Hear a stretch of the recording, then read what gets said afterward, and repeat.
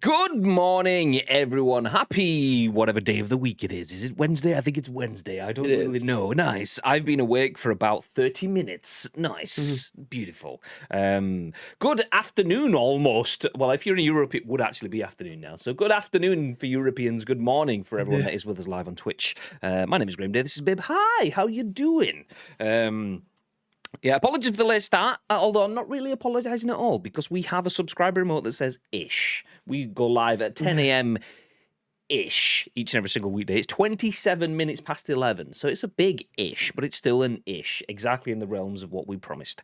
But no, I did get up this morning. I was awake early doors, school runnings and stuff, and did work bits, but then text Bibby at 10 o'clock when we were getting set to go live, and I was just like, I'm off back to bed for a bit because I woke up this morning, ibuprofen myself, had a brew and still had a splitting headache that I woke up with. So I doubled up, added some paracetamol to the mix, had 40 minutes nap time, and we seem to be good. So we're back. Yeah. But anyway, welcome in. How are we all doing?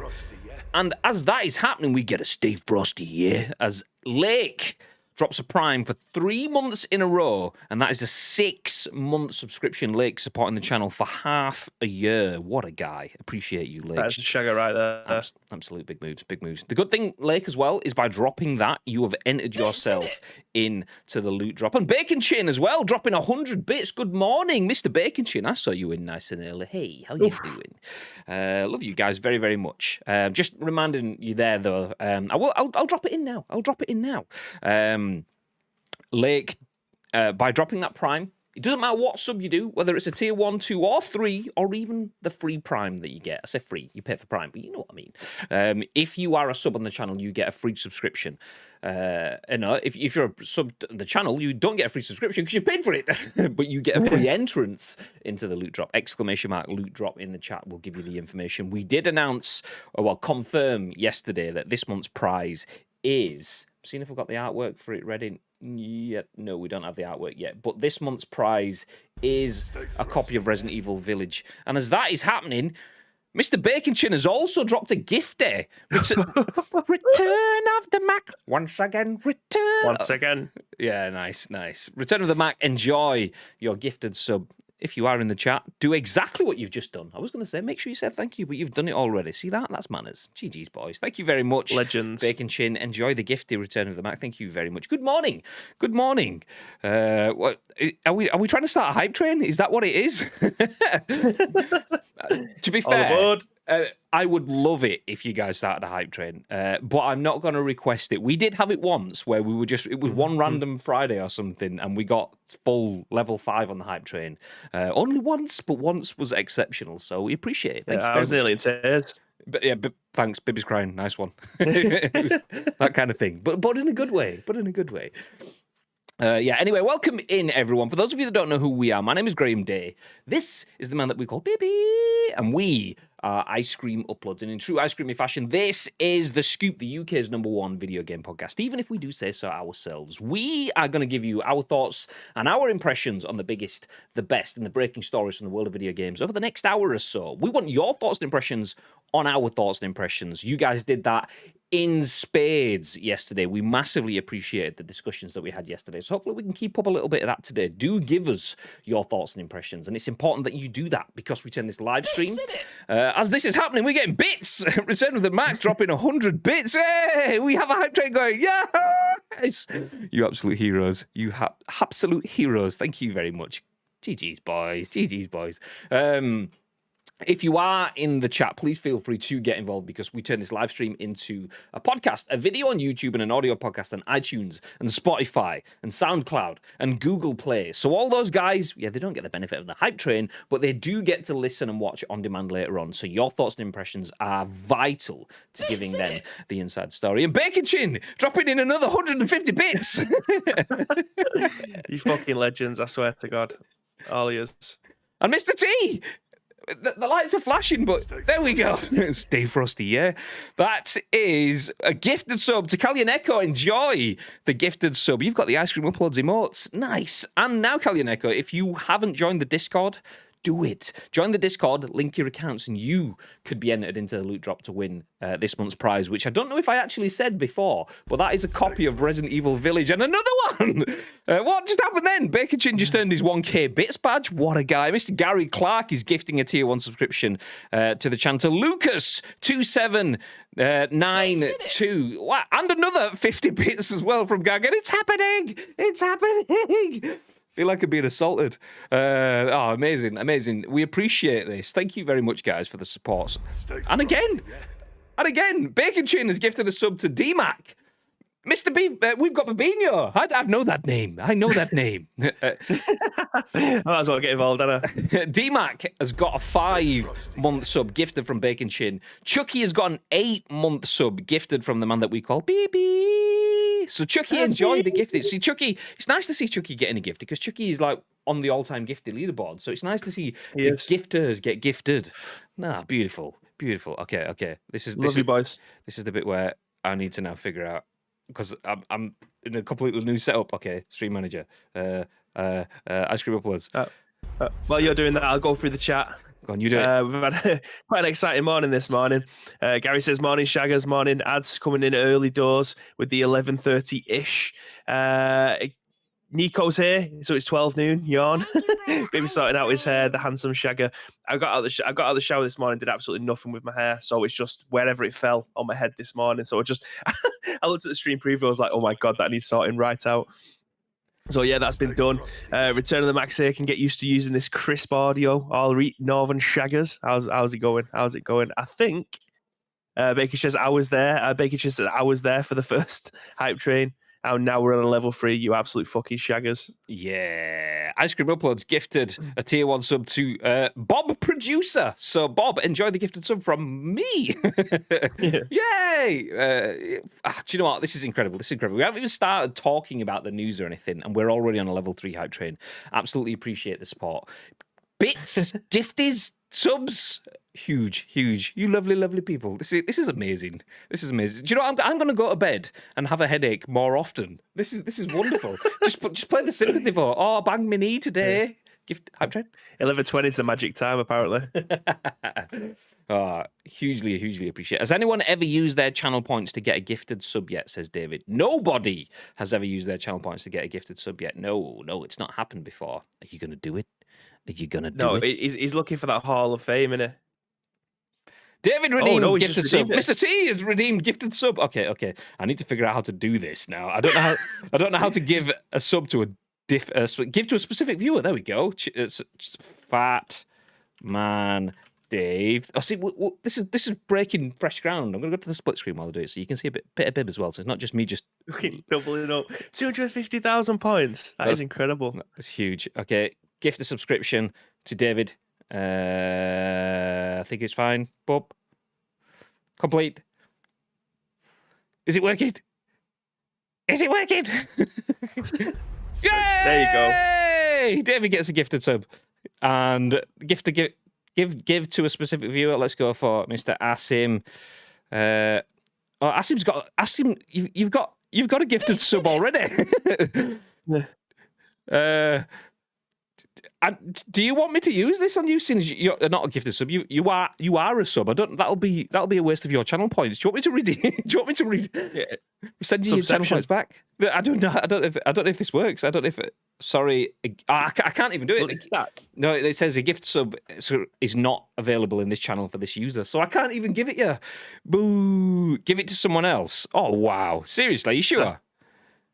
Okay. That's 250,000 sprinkles. That's a lot of sprinkles. I want to know how many. Oh my God. Garlic coming in with the one for Enix as well. Enix, have we changed your name again? Okay. The last couple of subs that I've gifted had gone to people that I can't see in the chat. So anyone in the chat that isn't a sub, Mr. T is giving out a sub. Does anyone want one? First person to say gets a sub. Anybody need a sub? Sub. Sub. Okay, I'm going to sit on that one. So we can start getting into the news. But Knifed by a kangaroo with the bits as well. Absolute shag. There you go. Knifed by a kangaroo. Give it them. Oh, there you go. I didn't even see knifed by a kangaroo. What an interesting name. But thank you very much for the bitties. Okay, I'm going to give. This is from Mr. Asim Tanvir in the chat. He's redeemed his channel points to get a sub, but he's already a sub. So this is from Mr. T. Knifed by a kangaroo. What a name. Okay, I'm going to make sure that this is the same person. It looks like it's the same person. It is the same person. Nice. Okay, gift. A 1 month sub to Come on down. Kangaroo. Boom. It should be working. It's trickling through the power of the internet. You'll love to see it. Hey! There we go. Ice Cream Uploads gifted a tier 1 sub to Knifed by a Kangaroo. Knifed by a Kangaroo gifted 10 bits. Actually, gave 10 bits. Gary Clark gifted a sub to NXXO. Ice Cream Uploads to Fatman Dave using the channel points. Ice Cream Upload to Bob Producer just because we can. D-Mac hosted as well. What a guy, D-Mac. Gary Clark gifting to Tido. Bibby to Chucky Boy. Bacon Chin to D-Mac. Gagad with 50 bits. I didn't even notice that. Thank you very much, Gagad. I think Bibby may have called it out, though. Gary to Lucas. Mr. T gifting a sub to Kalyaneko. Bacon Chin with 150 bits. Return of the Mac with 100 bits. Return of the Mac getting a gifty from Bacon Chin. Bacon Chin with another 100 bits. And Lake with the Prime to kick things off. You absolute heroes. That is incredible. What? I mean, the hype train is gone now. Did it go to level 5? I didn't see where it got to. Did it? I think it's 2.5. I think because it says you received a level 2 hype train emote. So I think that's what we got to. Boom, boom, choo, ladies and gentlemen. Thank you very much. What a way to begin the stream. Huge appreciation. Legends. Wonderful. See, do you know what? Round of applause. For that, a couple of things I'm going to mention. We are giving away Resident Evil Village as a loot drop for a hearing noises for a subscriber. So if you're a subscriber, if you've just got a gifted sub, make sure you're in the Discord. Make sure your Twitch account and your Discord accounts are linked. This is the important bit that people often miss off. If you haven't gone into to Twitch and Discord and linked your accounts together, we can't see that you're a sub in Discord, so it doesn't include you in the draws that we do every month. So this month now, everyone that's just got a gifted sub, you will be in the draw to win a copy of Resident Evil Village plus some Resident Evil goodies. So make sure that you're in the Discord. As well as that, we are ridiculously close. We are like 61 followers away from 2,500. When we get to 2,500, we are going to do another giveaway that's open to everyone as well. So hugely appreciate all the support that you guys are doing, but we like to give a little bit back. So there's a giveaway running now, and when we hit 2.5k, we'll do another giveaway as well. So thank you very much, you lovely people. Nice. We're all going to be busking later, says Gary Clark. Suckers! Why not? Me and Baby are off to the pub. I mean, I'm joking. Buying things for the channel. That's what we're doing. Keeping the lights and mics on. I saw Bacon Chin mention before that his work is finally out in the PlayStation world, so I want to know what that is for a start. So if he's got a link to a tweet or anything like that, slap it in here and we'll promote it. Easy. Oh, interesting. It also says back to work now for the Sony man as well. I didn't see this. This is new to me. So yeah, Bacon Chin, give us the details. A big fan of when the community does something big, it causes Graham to freak out with tech. It wasn't so much as a freak out as to how do I spend the money? How do I give it back? How do I buy subs for other people? But there you go. Do you know what? That's incredible. I love this sort of like this non-selfish vibe. It's nice to have a community that looks out for each other. So GG's boys, huge appreciation. Thank you very much. Oh shit, I've got a train next to my name now, says Gary Clark. Yeah, you do. Choo-choo, motherfucker. Choo-choo. See, Mr. T didn't get the train, even though he should have got the train. We got the train because we gave his gifty on his behalf. We all know Mr. T. He puts the T in train. That's what it is. There you go. Anyway, that's enough excitement for one morning. That's the end of the show. Thank you very much for giving us your money. We're off now. Bye, sucker. No, we obviously before we go, we have a little bit of talking to do. So we are here to bring you the biggest, the best, and breaking stories from the world of video games, as we've mentioned already, and we're going to jump straight in now. This is the first story of the day, written by Tyler Wilde at PC Gamer, and it says a company is charging $400 for an esports certification exam, and it has a lot of industry support. The esports certification institute says passing its exam can help entry-level job seekers get noticed by esports orgs. I absolutely butchered reading that through, and it's probably going to be the thing for the rest of the article. I've only been up for 45 minutes, and we've already had like a hype train going on, so too much excitement for one morning. Oh, and John, thank you very much for the follow. Welcome into the stream. Appreciate you being here. So jumping into the article, it says a company called the Esports Certification Institute appeared this week with an offer. Pay $299.95, which is normally $399.95, to take an exam. If you pass, you will earn a certification that tells employers in the esports industry that you understand the esports scene and grasp basic business terms, marketing concepts, and statistical problems. The ECI says that getting certified can help you get noticed and find your esports, quote, dream job. Bibby, you're out on your ass now. You need to go and get a piece of paper. Okay, let me go and get that paper. The certification has support from a number of esports organizations, CEOs, and professionals, though many other observers aren't convinced that a $400 certification exam is something entry-level job applicant needs on their resumes. This makes no sense, wrote Beast Coast co-CEO Brian Anderson on Twitter. What could possibly be on this exam where I, as an org CEO, would feel like someone who passes it would be exceptionally more qualified than someone else? Others expressed the view that the ECI and its exam are fundamentally unfair and harmful.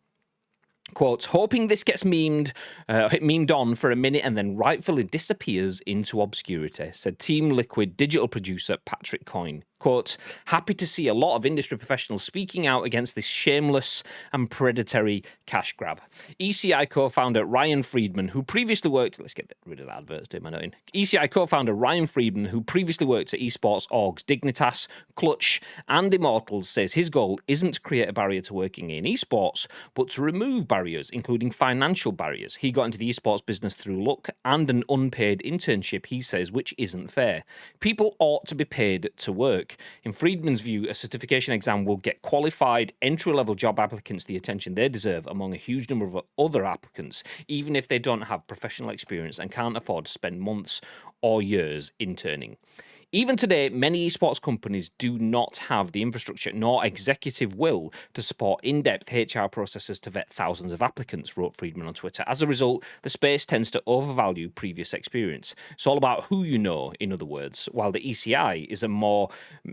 I don't even know, meritocratic, there you go, method for evaluating talent. I don't even know what that word means. Meritocratic, I'm guessing it's like they will do it based on your merits. Anyway, to the argument that having $400 to spend on a test is hardly an indication of merit, Friedman says that scholarships will be offered. Roughly how many people will be offered the exam for free hasn't been stated. I have asked, says the article. The ECI also points out that its exam study guide is available on a pay-what-you-want basis and that the $400 exam fee is low compared to other industry certification exams, such as the Certified Public Accountant exam. However, the CPA exam is part of the process of becoming licensed to practice public accountancy in a US jurisdiction, while there is no license required to work in esports. The ECI certification is solely a way to indicate to potential employers that you've got the basic knowledge of the business, a way to get your communications or marketing resume to the top of the pile, perhaps if the company values the certification. Do you know what? We'll stop there.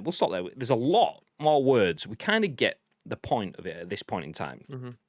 If you want a job in esports, all you need to do before you start earning money is spend a chunk of money, nice, to get something that says, yeah, this guy knows esports. And that's it. You will walk into a job, you will get paid a shitload of money, you will love esports forever, you will be famous, Shroud will be your buddy, and eventually one day you may get to, sit on a panel or admin next to the man that we call Baby. What are your thoughts on that, babe? $400 for an esports certification exam, good business or not? This is going to be a bit of a stretch, but I'll mention it anyway. For those of you that potentially went to university or college or something like that, if you end up getting a master's or a PhD or anything like that, does that mean that you are going to walk straight into the top tier job straight out of university or college? Yes, no. Yes, that's exactly how exam qualifications work. They show undoubtedly that you have some writing on a bit of paper that means you're the best in the world at doing that specific thing. So yeah, you will not only will you get the job, but you will be able to choose exactly what you want to be paid for doing that job as well. That's how exams work. Yeah, this is what I think what they're trying to establish is that if you was to go into a job in esports, like esports just took off like nobody's business. It's like it's an industry that people have always wanted to be involved in, especially if you are in the video games world. Whether or not you want to be a player, coach, someone who works behind the scenes in the marketing side of things, or I don't know, you want to be a producer, director, in the media side of things. It's a massive industry to be able to be in if you are a lover of video games. Even if you're not, I mean, if you are a media producer of sorts, it doesn't matter what it is that you're producing. It's still the love for the job of producing content. And I don't mean me and you sat behind a PC now. I mean, like, if you are in a studio or an arena of 30,000 people and you need to be able to put that on Jinx TV or Sky Sports if you're doing the E-Premier League or something like that, that kind of content, it does take time to be able to get into. Now, this company, I think, want to be the market leaders in. They've got a certificate from this particular company. They're the real deal. Do you know what I mean? I don't want to use the word gatekeeper because I fucking hate that word and it gets overused for absolutely everything. But they essentially want Are to you be that. They want to. gatekeeping people from using the word I am. gatekeeping? Wow. I am, Graham. Yes. Wow. Yes. But I'm gonna they want to be the get a gatekeeping certification that allows me to use that word. So there you go. But there's many different ways to get into esports that won't cost you. I mean, $400 is, I think, having done very little research into this, £400 is just for the minimum, and then you have to pay for the extra exams as you go along. So it could end up costing you quite a little bit more money, or significantly more money. But still, there is many different types of ways of getting experience. The easiest and one that will not cost you a penny is to try and create your own org. If that's what you want to do, if you want to be a owner of a organization, create your own. It'll cost you £0, and it will it'll cost you a lot of time. But that's the best way to get experience. Or find someone. And Connor, who used to be part of Ice Cream Uploads and work at Jelly Media, he's got his own in Buzzkill. He constantly asks people to be able to come on board, whether or not you're a content creator or someone who can help with social media or something like that. Along those lines, there will always be positions in, again, using words that I don't like using, but the lower rated or lower established organizations. They are always looking for people to either be an apprentice, a part-time apprentice where you'll get paid, or someone who can spend an hour a week and Connor will teach them how to be able to use stuff. There's always things around there. Don't just think that this is your best way to get into esports and you will jump the queue. Believe me, this isn't going to mean shit. Employers will not be looking and go, okay, they got a certificate from this particular place. We need to get them on board now. It won't mean shit. There will be people who have done 10 years experience that are waiting for that position to move into the next position available to them. This ain't going to mean shit. Let's talk real life examples. Bibby, do you work in esports? I do. Bibby, have you delivered some of the largest esports events in the world? If not the largest esports events, have you delivered global scale esports with some global scale brands? I have. We have. Did you have to pay for any qualifications in esports before you delivered those events? No, I only went to college. I never went to university, Graham. So you didn't even have a degree. So you don't have a degree or an esports qualification, and you managed to get a job. How did you even fluke that stuff? Maybe it was because qualifications, and I take the first bit with a pinch. Qualifications don't mean anything. And this is coming from someone that went through school, went through college, went through university. I'm proud of my degree. I'm proud of the qualifications that I picked up after my degree. Qualifications don't mean anything, though. Qualifications are a badge to simply show that you have some knowledge and experience. A qualification does not make you a valuable person. The experience and the knowledge that you have doesn't make you a valuable person, but it could make you a valuable asset to a company. And all a qualification does is shows that you can do that stuff. If you go into a meeting or an interview or an appointment, let's just stick with interviews. You go to a job interview and you have a qualification that says, "Oh, you've stuck with something and should have knowledge of that particular thing."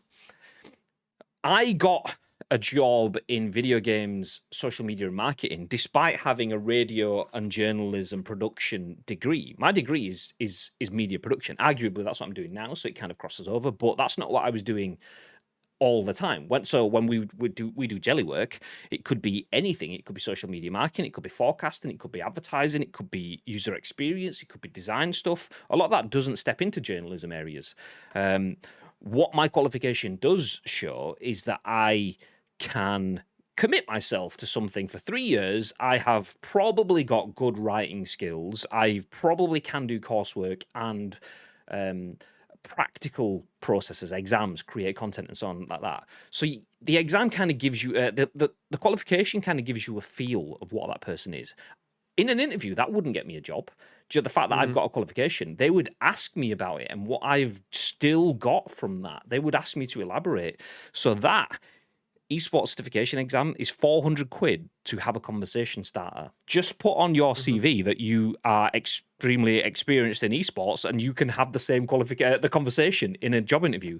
So I like the fact that it's come from a good place. Potentially, I say that. I mean, I'm still dubious about the way that it was phrased by. I could try to see if I can find the comment from it. I can't find it. The guy who's basically set it up as there you go. Ryan Friedman, who previously worked for a bunch of esports orgs, says his goal isn't to create a barrier to work in esports, but to remove barriers, including financial barriers. Basically, he started in esports working for free and doesn't want people to do that. If people are experienced, there's a phrase that says if you're good at something, you shouldn't do it for free, which is not a phrase that I could ever fully say I believe in. Because did I work in social media, video games, esports for free? Yes, I did. Did I do that for years? Yes, I did.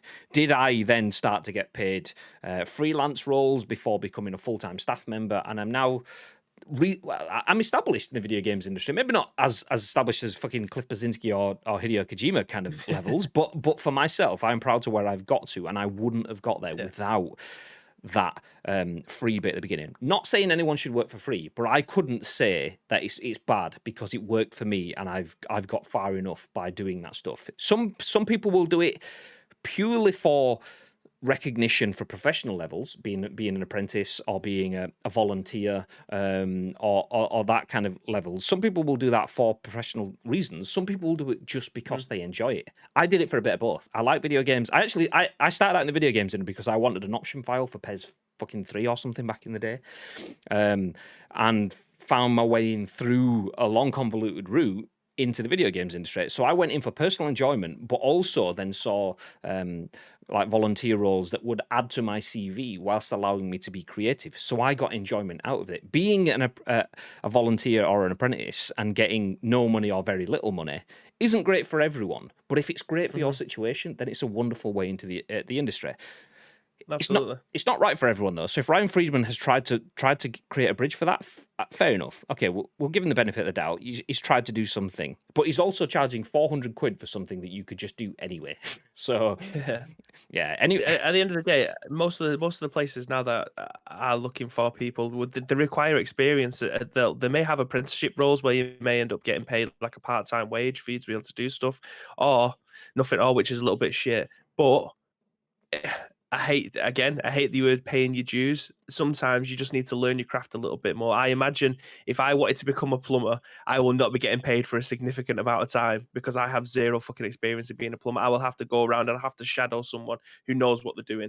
And then eventually I inherit those tools, and then I can charge maybe a minimum amount, and then progressively get better and better and better, and more money comes through because I become an experienced member of that. It's not about just because you've got a degree you can walk in and you can earn the same amount as the person who's been doing it for 50 years. 50 years, that's a long time, but 20 years who knows if any kind of problem comes through, boom, the problem's sorted. You walking into that position, I've never come across that before. Everything that you've come across at university, whether or not you've been an apprentice at somewhere or you haven't been an apprentice, but you're really, really good at doing coursework, I can guarantee there will be problems getting thrown up left, right, and centre that you don't have the answers to because you haven't got the experience. And that's all it comes down to. There's nothing wrong with that. Yeah, there's nothing wrong with not having the experience, because how do you get experience, Graham? By having the experience. There you go. You got to do it. You got to be in the thick of it. And once you get used to being in the thick of it, and there'll be less and less things that get thrown up that become a problem. The problem solving becomes it isn't even problem solving because it's happened before, or you know how to get around this kind of thing.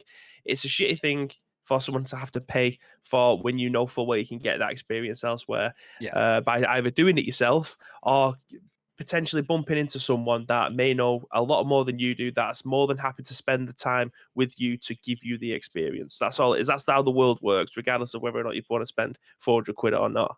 I was watching Ballers last night, season 3. Just got to the end of season 3 on Ballers last night, and that comment, someone in, I want no spoilers, someone in it is going for a job, and someone is basically never done any of this stuff before, and the person saying is talking to says, well, the whole thing is rigged. They want you to have experience, but you can't get experience without going through the experience. So, yeah, have all of the degrees and qualifications. That doesn't necessarily mean anything unless you've kind of lived it and breathed it. But you can still find ways to live it and breathe it before being paid. I have seen many designers in many different industries. Some of them are incredible. Some of them are qualified to the tits. But I've seen 16, 17-year-old designers that are entirely self-taught. Camaldino! Morning, fellas. Morning, fellas. Good morning, dude. Hey. Well, you've got 3 minutes left of the morning. I'll let it slide this time. Yeah. Good morning. Thank you very much for the 7-month subscription, dude. Also, congratulations on 1 million views on YouTube. That is huge. GG's. Massive. Literally, the first thing I saw this morning was that, so absolutely earwormed me for the day, or I wormed. Is that a thing? I don't know. But yeah, I've seen some people that are 40s, fully qualified, have worked and are super high up in design departments, but I've seen them be absolutely not made to look ridiculous side by side, but almost kind of like, I've seen 16, 17-year-old self-taught, not even fresh out of college, because they're not even in college, kids basically, that are design heroes because they live and they breathe it. If you live and breathe something, chances are you will know more about it than someone that's only doing it because they want to make money from it. If they're doing it for finances and stuff anyway. So qualification doesn't mean that you're better than someone else that's younger and therefore potentially less experienced. Someone that could be younger and potentially less experienced could be massively invested in the industry that you're going into. And esports is the perfect example of that.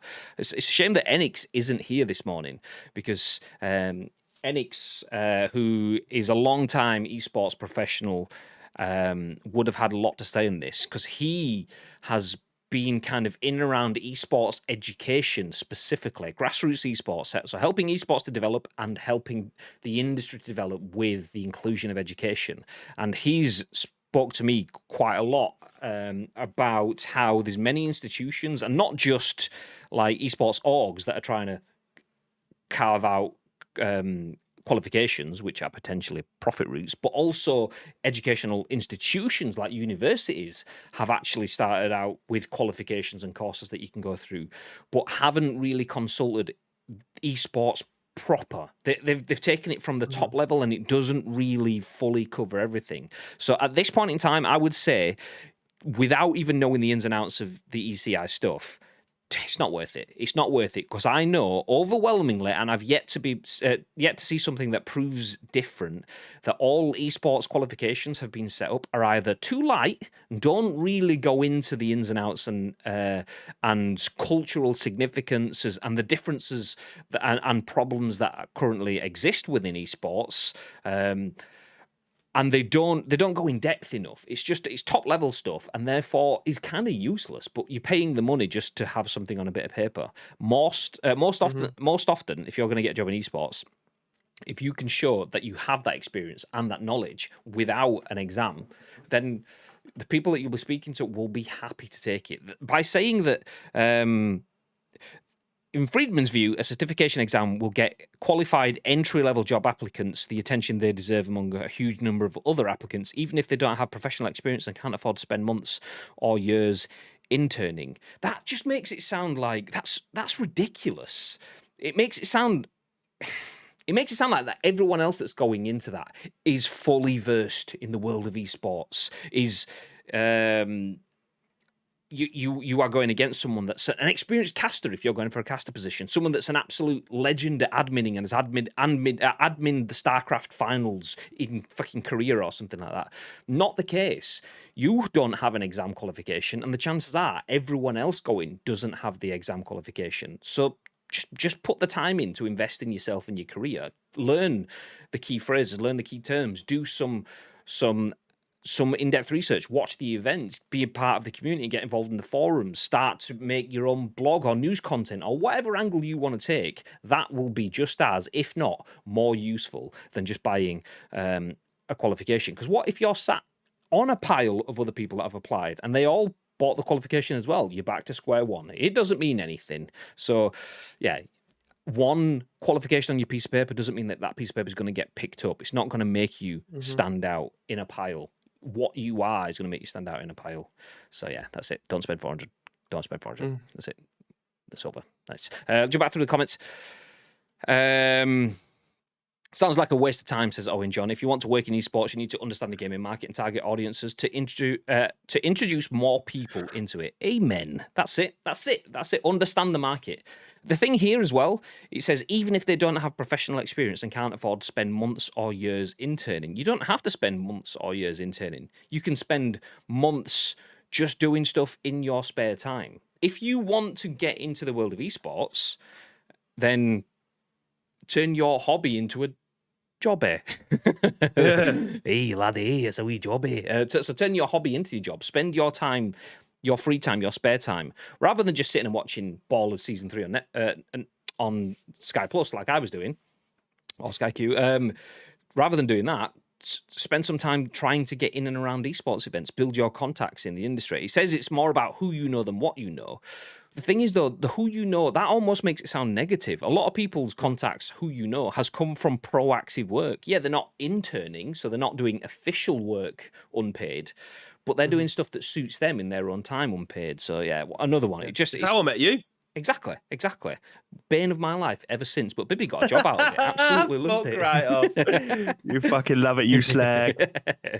Kalyaneka says, now it's going to be, it's like going to Hollywood and going to training for acting. Exactly. There's a lot of that in Hollywood, and that's a lot of people in Hollywood will tell you that's all bullshit. Come here, we'll get you jobs. It's like, will you though? No, you're just going to charge me for something, and I'm just going to be exactly the same as everyone else. A lot of it is the right place at the right time, as is any other job. I have applied for jobs that I am hugely overqualified for. I got made redundant, 12 years ago-ish, something like that. So needed a job to pay for the bills. So applied for everything. And yeah, I had basic jobs turning me down. And I say basic jobs, that's not meant to be snobbish, but jobs that I didn't want to do and was overqualified to do, but they were turning me down just in general. Not because I was overqualified, just in general, because they had enough people apply and they'd found people that suited the role and they didn't even really look at me for the position. So there is a lot of luck in job stuff. There is no magic, like, cheat code that you can just pay $400 for to get it. This isn't a wall hack that will get you into a job. It's just 400 quid that you've spent that will also keep you on a table, and then we'll still need you to go through interview processes and stuff anyway. Definitely not worth it. Yeah. My mate did the highest level of computer animation at uni, says Gary. Does he work for Pixar or DreamWorks? Does he fuck? Well, that's because he's not got a $400 esports qualification, mate. Get him on it. I know it's not digital animation, but it's, $400 qualification. Get him on it. Nice. Nothing is guaranteed regardless of what qualifications you have. Exactly. Just one question. Why name an esports organisation named after a Swedish suicide clinic, Dignitas? I bet they didn't know that existed at that point in time. It's like that lawyer that went for a job as she needed money at McDonald's and she got turned down just because she was apparently overqualified. Well, exactly. $400 qualification is not going to sort you then, because, like, what if you are a little ragtag organisation and you're trying to build something up and you want journeymen, you want people that are going to come along and stay with you for the long haul, but someone that comes in and goes, yeah, I'll do the job for you. I'm massively overqualified and I'm probably not going to stick around for long. I mean, I will be better than anyone else that's applied, but I'm not going to be here for very long. Some organisations rightly or wrongly, will go, okay, you're not going to suit us because you are just here using us as a stopgap, which means that we're going to have to put the resources and time and effort into recruiting. Then you're going to leave. Then we're going to have to do it all again. We might as well just choose someone that fits perfectly. $400 qualification is irrelevant in that situation. If you're too qualified, then I'm okay. I'm a data analyst for local government. I had terrible GCSEs, 1 A level, and never went to uni. If you put the effort and show the right attitude, and aptitude qualifications are irrelevant. They may help you get your foot in the door, but that's it. No, I agree. And I was brainwashed, like all kids are, into thinking that I need to smash my A levels, my GCSE, no, my SATs, then my GCSEs, then my A levels, and then my degree. And I did at every level put the effort in, but. Like, does anyone have a record of achievement? Do they even still exist anymore? Did you ever take that into any job interview ever, apart from your first one? No. And I don't want to see it if I'm interviewing someone for a job at Jelly. I would not be asking for their record of achievement, because so great, you've got a bunch of pieces of paper that could be made to, they're like stats. You can make them show what you want them to. I'm going to ask you questions, and what you're telling me, what I'm getting out of you personally, the questions that dig deeper into what you're saying, that is where the value is shown, not what a qualification shows. Conversely, when I worked in retail, we had a graduate scheme to fast track management. Most of them had little to no work experience, and most of them dropped out. Yeah, once again, kind of, it's a fast track scheme a little bit different. Because if you get a job at the end of it, well, that's kind of guaranteed. Nice. But it doesn't necessarily make you better than other managers. You've just got a piece of paper that says you potentially could do it. Same thing. It's like video editing. I don't have a degree in it, and I'm personally self-taught, and I'm confident that I can go toe-to-toe with someone that has a certificate that says they have a degree. Just because they have that qualification doesn't mean others can't be as good because they didn't go down that traditional university route. Exactly. Morning, fellas, says Cat on. I've done that bit. Thanks, Jed. Up the ICU. Up the ICU. Say up the ICU. Hey. Wait, what again with the job air? It's a constant thing. So you may, I mean, it was probably before you dropped into the channel Return of the Mac, but we do. I say we do. We didn't obviously do it last year because of Corona, but the last couple of years before, we've done a charity stream to raise money for the Bobby. I always forget the name. It's either the Bobby Moore Fund or the Bobby Moore Trust, but bowel cancer essentially. And it's called Score Against Cancer. It's all based around football, and when people tweeted stuff, we made it so that it could come up on screen. And Crispo, who's a Scottish guy, in all his infinite wisdom, just tweeted hashtag Graham Day is a jobby. so Graham Day has been a jobby ever since. So that's why jobby comes along. That actually followed a different story. That followed an event at Celtic Park. We did a launch event announcing that Celtic were in Pez. And I asked someone to pass me the screwdriver jobby thing. And obviously, for me, as a northern man from the UK, from England, should I say, a jobby is a doofer, is a diddly-what, it's a thingamajig. But in Scotland, a jobby is something completely different. A screwdriver what? Is it no, the thing, not the jobby. So yeah, that's why, and it's lived on since then. So that Score Against Cancer came a couple of weeks after that. So yeah, jobby is a word that we use pretty often. So there you go. I saw that a member of Optic Gaming failed this exam, and they are a 10+ year content creator and ex-Halo pro. It means naff all. Amen. Yeah. What does it matter? I mean, it's like that. Are you smarter than an 8-year-old thing or whatever that's on Sky One or used to be on Sky One? I think I am, but when you put me in these fucking SATs exam stuff, no, I'm not. I don't know. I can't even remember much about Harold Hardrada. I know he had a silly name, but I don't remember much about him anymore. I had one, but fuck knows where it exists. Where it is, they don't exist now. I don't remember what that was in relation to. Are you talking about jobbies again? You had a jobbie. Everyone knows 63.2% of all stats are made up. Exactly. Mr. T says, these days, especially within this industry, a piece of paper, especially for a non-developer role, means very little. Experience, knowledge, and actual practical skills matter more. That and hard graft, passion, and getting yourself out there. As you said, the who you know is not a bad thing at all. Shows you put yourself out there and showed your worth. Doesn't mean you don't have the skills. I'm a good example of that, kind of. Yeah, kind of.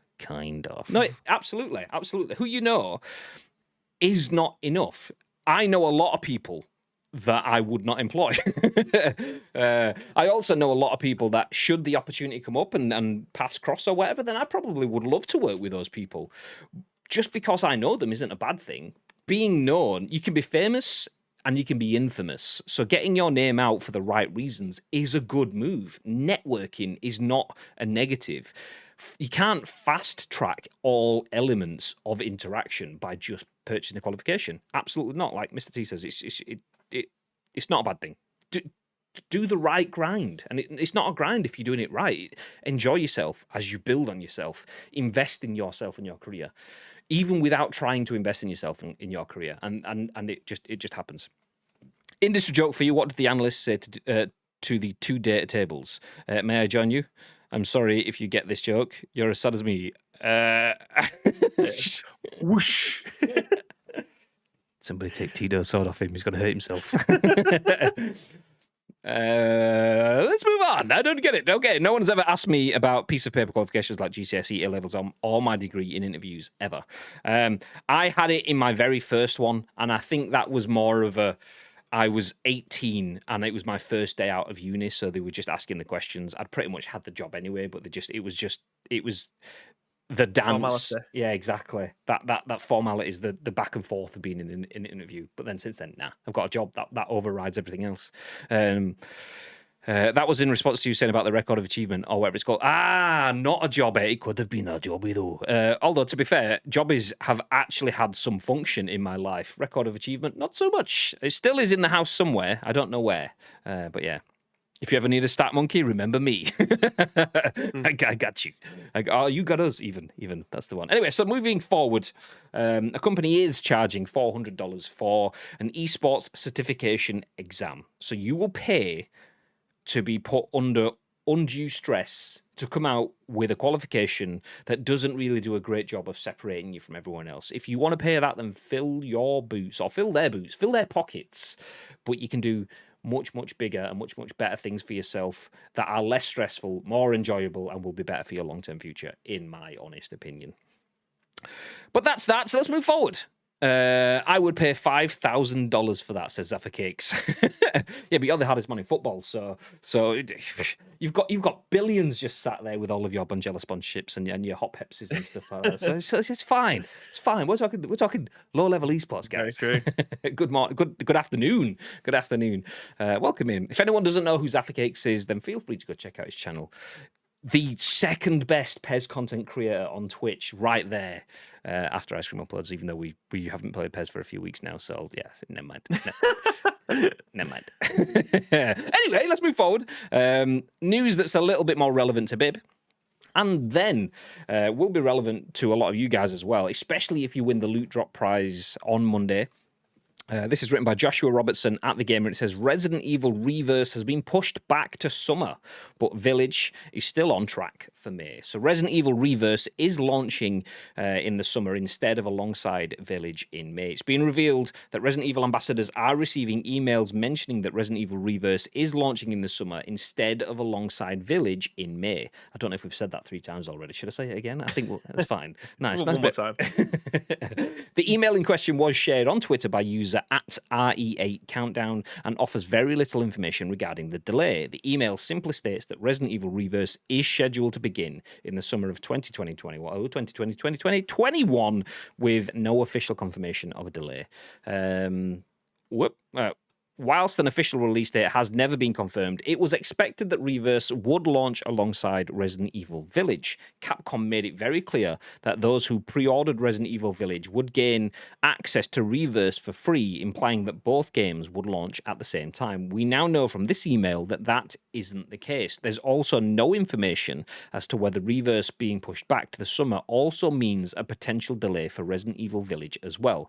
Seeing as though the marketing for the game has increased dramatically over the last month and that the game is just over a week away from release, it's very unlikely that Village is going to be delayed as well.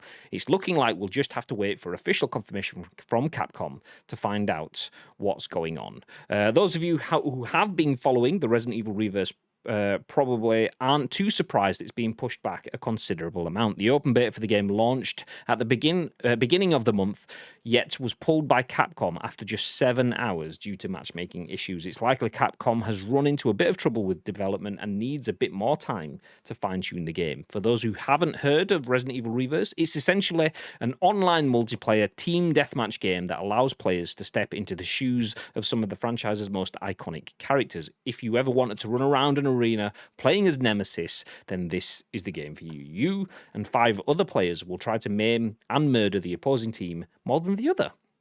As far as we know right now, Resident Evil Village is still scheduled for release next month on May the 7th. We will be giving it away on May the 3rd. Nice. And the game is available on PC, PS4, PS5, Xbox One, and Xbox Series X and S. So throwing this over to our resident expert. Bib, thoughts? Yeah. Personally, don't fucking bother bringing it out.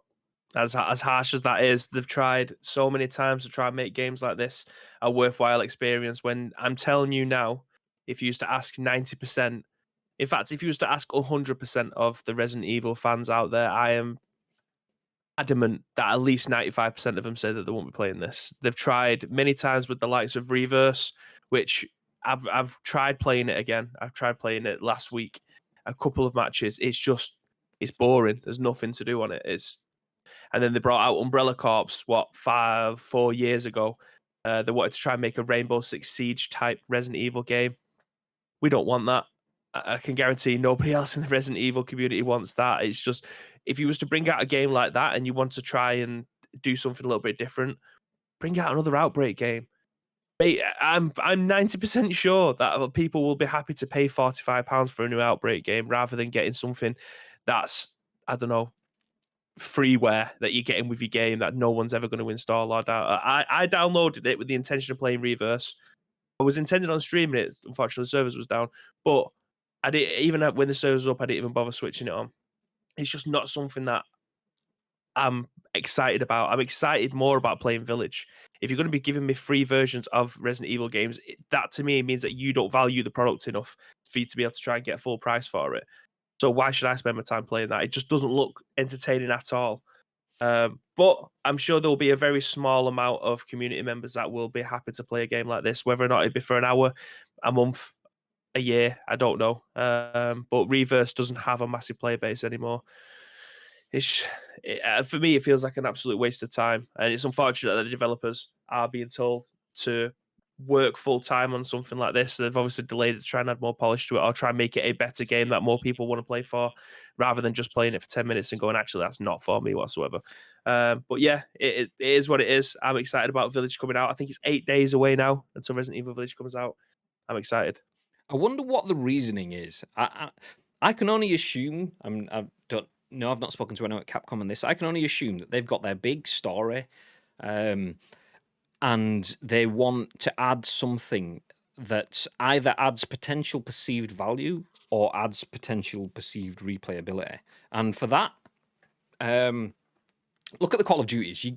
A lot of people will pay just to play the single player campaigns. A lot more people, if Call of Duty stats are correct, they decide to buy into the multiplayer element, the team deathmatch and so on, or even the war zones and stuff now. But Activision have made the decision to have multiple different modes, and there's even further. They added the third mode, which was the zombies. Obviously, we're still not counting Warzone. So in the actual paid version of the game itself, you get your campaign, you then get multiplayer, and then you get the third mode, which was zombies, or the Spec Ops modes, or whatever it was called in the Modern Warfare games.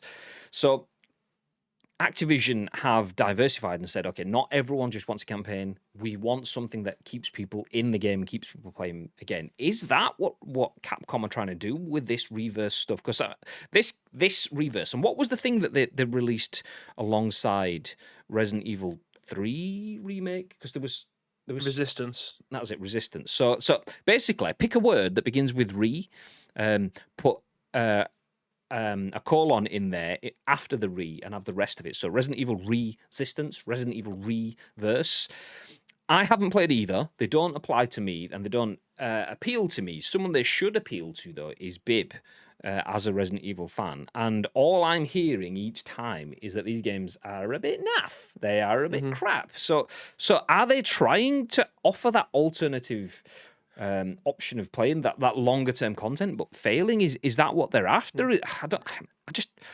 understand. I mean, let's say that that's what they are trying to do. How could you not get that you're doing it so badly? If the hardcore fans like Bib aren't interested in it and aren't playing it long term, then you need to revisit what you're actually putting in there. Well, I didn't even mean that. I mean, the Resident Evil Revelations games, fantastic games if you haven't played them. There is a Capcom sale at the moment, and this isn't sponsored, but there is a Capcom sale at the moment. You can get up to 75% off the games, especially if you're on Nintendo Switch, because that's where I've just bought Resident Evil Resistance for. It's meant to be 20 quid. You can get it for £6.50. It's fantastic. Both of the Resistance games have what they call raid mode on there. So it's little things after the game. It's just like, I don't know. They'll give you a specific missions. They'll say you've got 25 missions. You have to try and clear them as fast as you can. If anyone's played Mercenaries mode, it's kind of like that.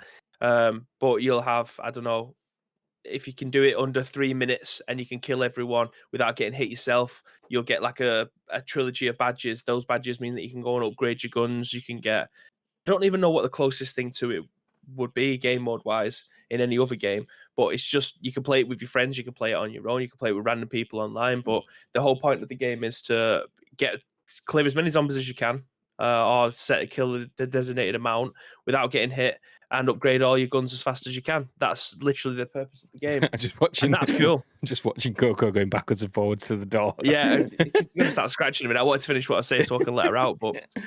I think it's raid mode's fantastic, and I don't understand how they've only just brought them into just the Resistance games and not brought Revelation games and not in the rest of them. But yeah, Resistance and Reverse aren't going to do well for them.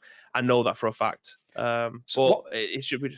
What is the other one? You told me before. What's the Outbreak? Outbreak. Yeah. So yeah, it's bizarre. It's bizarre. Like, Outbreak's fantastic. I'm surprised that they haven't brought a new one out. They brought 2 out that was on PlayStation 2 and on the PC, and I still don't understand how they've not managed to bring out a new one yet, because it was brilliant. It was just it was like a live action Resident Evil game where every second counts, and you could be in one room on the other side of the building. I would be in one room on the other side of the building, but we'd have 2 separate objectives. Mine would be to find a key on one side. Yours would be to, I don't know, find a videotape that will be able to put it into a monitor, and then you'll be able to get a code to be able to unlock more doors.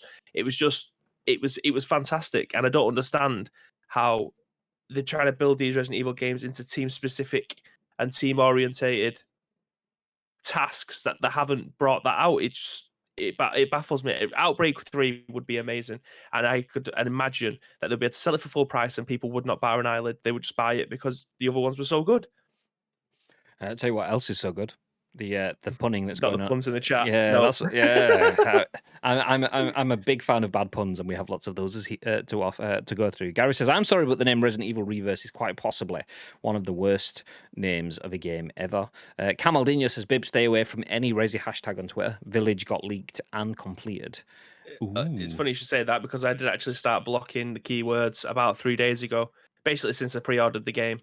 I started to block it because it always happens. Every single game gets leaked. It don't matter what game it is, it always gets leaked before release date. So usually about 2 weeks before a game comes out, I try to block as many keywords as possible. It means that I'm not going to be able to interact with anything, but rather be safe than sorry. I mean, that way you get to go in fresh with everyone else. That's why I've not played any of the demos. Yeah, exactly. So anyone that has been waiting for Bibby to play the demos, then you had a look, because all of the spoilers, we're only 8 days away from the full thing, so we're gonna just sit and wait for that. Asim says they've decided to rewind reverse. Madge says recall this decision to rewind the reverse delay. Tito says sounds like they definitely need a rethink. Mr. T says sounds like a recipe for disaster, to be honest. I just hope they don't regret the decision to make this game. Regurgitate the content. Exactly. Really bad is what we can all kind of take from it in that sort of sense. It's not what the people want. And I'm not even the people. I don't know this. The people tell me that this is not what they want. Whenever we have a conversation about this on Twitch, this is the gist of it. Bibby and the Resi posse that do drop into the stream will all say the same thing. This is not the kind of content that they want. Resistance, reverse, really crap. No, give them Outbreak. We'll sit on that one. That's what we go for. So yeah. Anyway, Village is still coming though, which is good news because we've just decided to give the fecker away. So if you are a sub, don't worry, you will still get Resident Evil Village, and if you want Reverse, then you can re-enter the playing field in the summer when the game comes out. It is what it is. My bad. I know that's the pun that you got. Yeah, some puns are not the puns they want. They're just the puns that we need right now. And on that bombshell, let's move into the next article. Fortnite, because we all know you want to play Fortnite, really doesn't want you to ditch its subscription in May. Save the World Mode joins offer, plus other mysterious bonuses. This is written by Tom Phillips at Eurogamer. So Fortnite's monthly crew subscription isn't a bad deal on the months when a new battle pass launches. For a couple of extra quid, you'll get a fancy exclusive skin and a generous dollop of in-game currency, as well as the new battle pass.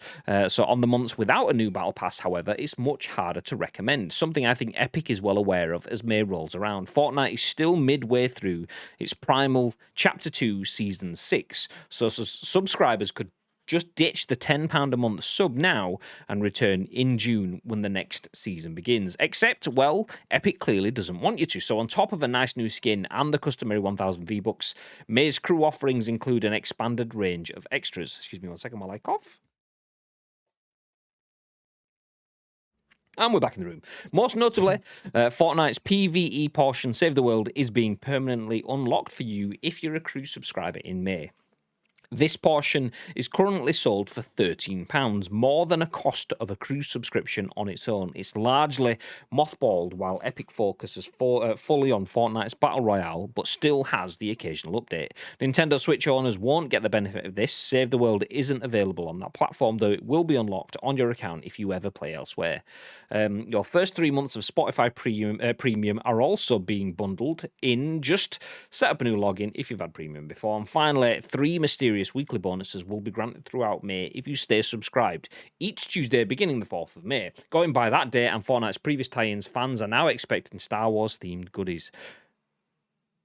Ooh, interesting. Finally, here's a look at May's Fortnite's crew skin. It comes with various styles, a back bling, pickaxe, wrap, and loading screen. This, on its own, is more than some months have provided. How successful is Fortnite crew? It's hard to say, and Epic certainly hasn't released any monthly subscriber numbers.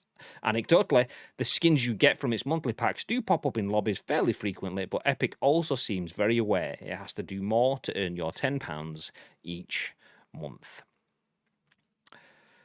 Fortnite crew. Yes. They want people to use it a bit more often. What are your thoughts, Pip? I mean, I actually bought the Save the World outright a number of months ago. I played it not a lot, but I actually really enjoyed what I like base building games. So I like being able to go out, farm all the shit, bring it back. Hence State of Decay. It's very similar to that, but obviously in the cartoony world. But I actually really enjoyed that, and if you can pay £10 and then get that for free as well as all the other shit that may come with it, that's a very, very good deal. If you play Fortnite all the time, if it is your number one game and that's the most played game, it's definitely worth your investment. I haven't bought a season pass on PUBG, but how long does a season pass on PUBG last for? They kind of change. It depends. They apparently they're trying to make them shorter now. So the seasons that they have are they're changing it so that will be based around ranking, so playing in the ranked modes, and then the passes will be shorter, and you could have multiple passes in a season. So previously they've lasted like 90 days kind of thing, which is quite a long time when most people will finish it in 60 to 70 days kind of thing. You're left with like a chunk of time at the end, but yeah, that's roughly it. They have done some half seasons and they've tinkered around with other stuff, but by going forward, I think they're probably going to be more like between 30 and 60 days for the passes in PUBG. And how much is that? If it's the same price, it's about $7.99, I think. No. So something like that. All right. So this Fortnite monthly subscription thing, with that you get your battle pass, a load of free skins, V-Bucks every single month. Mhm.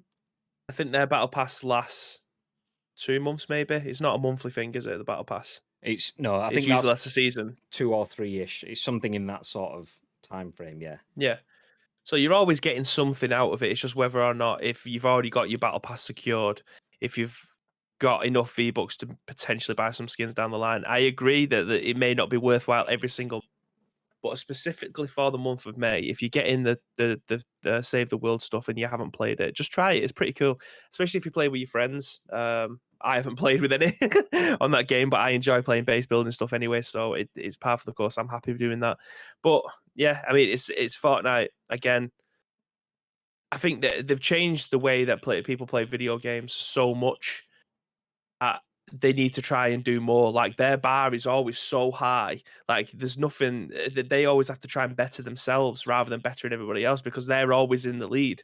So it's very difficult for them to be able to try and bring people back through. Like their marketing teams and their development teams it must be a 24/7 thing. Like how do you better what they've just done the previous month? Okay, let's do more of that, but give them something a bit different. Like they must be pulling their hair out. Their wall must be fucking massive with just like string and just words just written all over the wall and trying to tie it all together to try and give someone something a little bit more different. It must be such a difficult job over there, and it's massive props to them because again, I think they've changed the way that most people play video games and what they come to expect from paying a monthly subscription or just playing the game for free. Because that's what you can do with Fortnite. That's the beauty of it. You can play it for free, buy a season pass if you want to earn more. So yeah, I It's don't envy them being in that position. it's interesting to see the subscription stuff though, because Fortnite is the biggest game out there probably for this kind of thing. So it's interesting to see that they are trying to tweak the subscription stuff. Clearly, it's working enough for them to not give up on it, but they feel that they could get more out of it. And this is where it's kind of interesting because the battle pass element. I'm a fan of battle passes. A lot of people aren't, which is understandable. But for me, in the way that I play, battle passes incentivize to give me the gamify me playing. I know PUBG is a game, but it's a game that lasts 35 minutes and it's done. Anything outside of that is irrelevant. You start with nothing, you don't go in with anything, you don't leave with anything. So putting a pass in gives you a longer term gamification. It gives you something to grind towards, kind of thing. So I quite like that in that type of game mode. Subscription is naturally potentially. I said naturally. It's potentially naturally the next step. But you need to keep adding value, and that's apparent there because if you play Fortnite, the crew subscription is good value. So for £10 a month, you get your battle pass, and if you've paid for the battle pass already, you get that refunded. Plus, you get 1,000 V-Bucks, which will allow you to buy skins and stuff in the game. So let's say you jump in on May the 4th.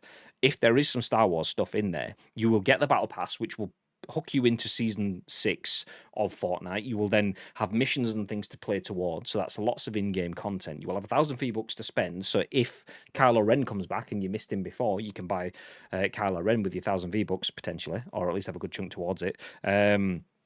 Plus other skins and stuff in there. If you play Fortnite, it's a good it's a good amount of content in there. Obviously, next month when there is none of that stuff, it drops off a bit. So it's interesting to see that even Fortnite, which has no problems creating additional content, new content, extra licensing and stuff like that, they realize that they need to add more in to keep people to subscribe to this element, which kind of sets a difficult precedent for everyone going forward. If Fortnite doesn't really have enough content in there to keep people locked into a subscription, a lot of video games in this world would struggle with a subscription because a lot of video games do not have enough content for their viewer bases. And I would put PUBG happily in that at the moment. PUBG is better on its own, as he wears a PUBG hat. PUBG is better on its own as a game now if you play it now than when you played it previously, if everything works. But there's no battle pass, no new maps, there's no real features that will change the time. The loot balancing and stuff might be off, kind of thing. So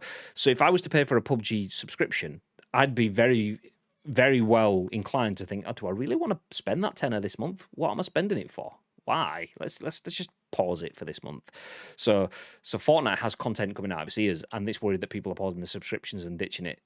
PUBG's. I mean, PUBG. It's not unfair to throw PUBG because there's games out there that are even worse than PUBG at giving you content. But subscription could be the future of gaming payment models, but only if content is actually there, value is there, and that's the thing. Is pay for your subscription, but get your value back, and if you're not, then get rid of it. Makes sense.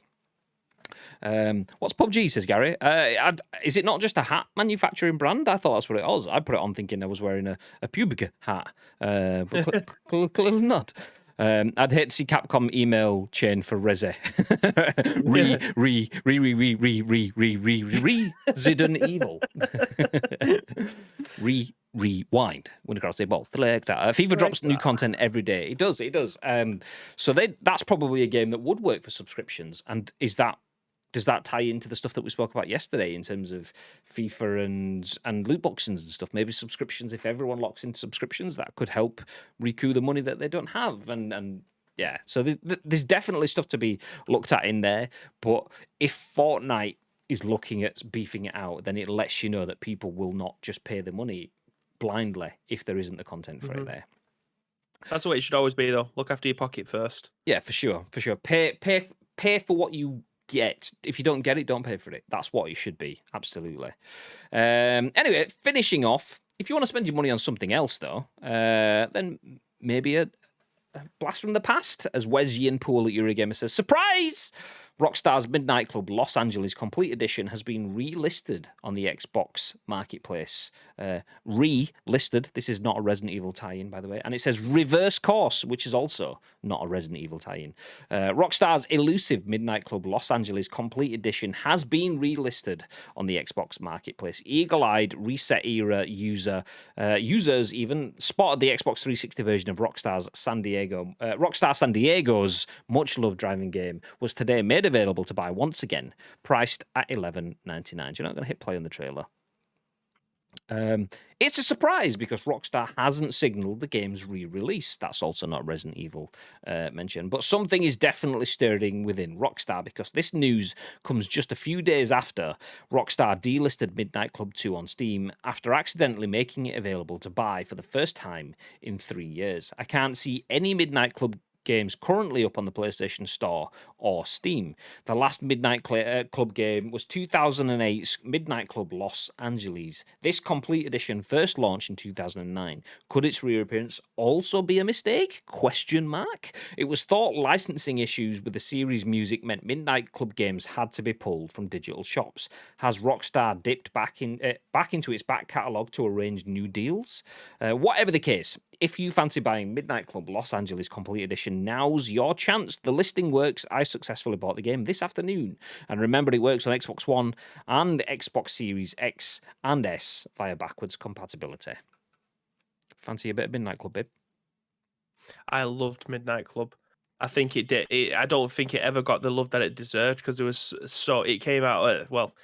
Midnight Club was a franchise that was out around the same time as Need for Speed, and Need for Speed was just sucking everything in because you had Need for Speed and then you had Gran Turismo if you wanted your Project Gotham Racing or Forza Motorsport. So it was just so many different racing games at the time. Dirt, World Rally Championship. There was just literally so many racing games. But this, I don't think I played more Midnight Club on my PSP than I did any other racing game. It was just a fantastic game. Don't think I ever played Los Angeles, so that's interesting. I may end up picking that up at some point, but I don't think it got the love that it deserved. I think now would be a good time, and if this was a hint that a new one would be coming out, I think this could be something quite big. I feel like the Need for Speed franchise is petering out. I don't know if anybody else kind of feels like that. It feels like there's just been too many of them and no one really cares. Like Forza Horizon is doing more than Need for Speed has ever done, I think. I mean, Underground and Underground 2 were revolutionary in the video game racing world. I feel like Need for Speed is... Yeah, exactly. How many people have been asking for a Need for Speed Underground remaster? To be fair, I know exactly how many people ever played it. They were all in a queue, and the queue went from the window to the wall. The switch dropped down my balls. Okay, that's enough.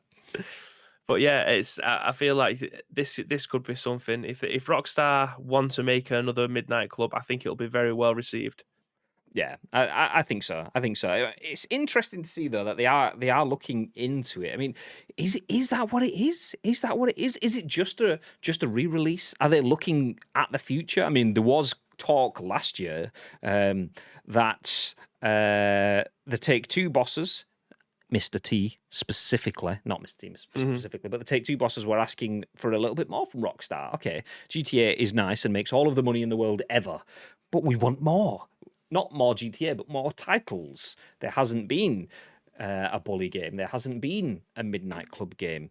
There's been no LA Noire game, although it did come out on Switch. But could this be a result of that? Maybe it's just a case of it is just relisted. Oh shit, we've checked the I's and the T's. They've all been dotted and crossed, and we actually could put this out on the Xbox Marketplace. We thought we couldn't, but we can. Free money, bitches! Yeah, okay. Yeah. Maybe it's that, but maybe it is something a bit more substantial. Midnight Club is a great game, or was a great game. Maybe if I play it now, it might not have withstood the test of time. But do you know what? You can find out because you can play it on the Xbox Marketplace. So, I mean, whichever way it is, it's good to see. Midnight Club is a game that like I said, maybe I've got rose tinted glasses. I haven't played it for years, but it's a game that I exceptionally enjoyed. So I'm happy to see it back, whatever the reasoning is for it anyway.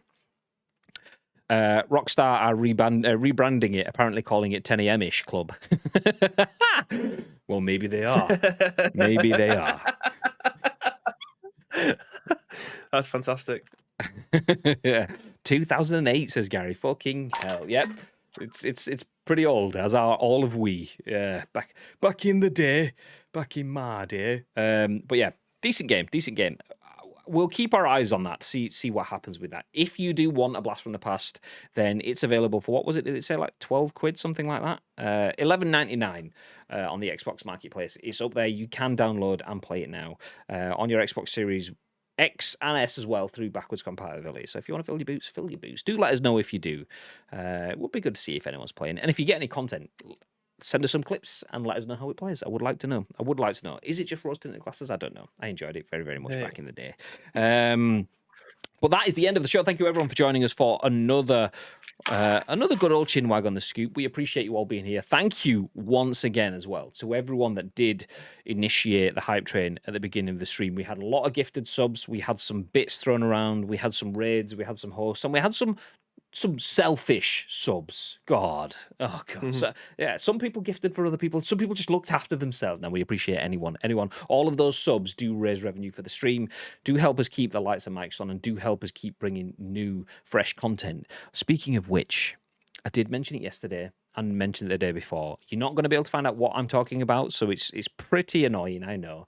But some of that sub revenue has been used to start the wheels turning on something that will happen many, many months down the line, but we have invested in something pretty cool. So that if you want to know where it goes, you will see where it goes. And it absolutely also goes into the bar tab, because me and Bib, we got to drink.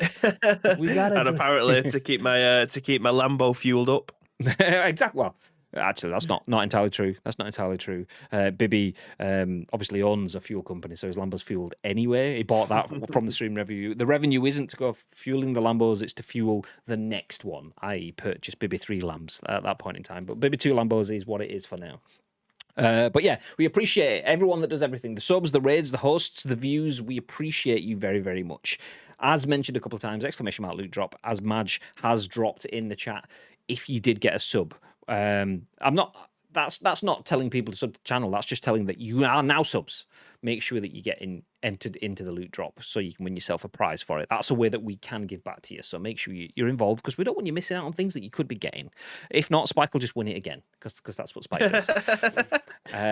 Also, Madge dropping the ! merch. I mean, you don't have to, but if you do want to rep ICU, then we have things like, no, it's hooked up. Oh, yeah. Do you know what? I'll just turn it around a little bit. Esports jerseys, yay! Do you know what? Don't spend $400 on a qualification. Spend $25 on an esports jersey, and you'll look even better than you did with just the one qualification and your bit of paper. If you rocked in to an interview wearing an Ice Cream Uploads esports jersey, they're going to know you know your esports. Don't need to spend $400 on that. Fuck. Okay, maybe they won't. Maybe they won't have heard of it, but you look snazzy, whatever happens. Anyway, thank you very much for the stream once again. Appreciate you being here, guys.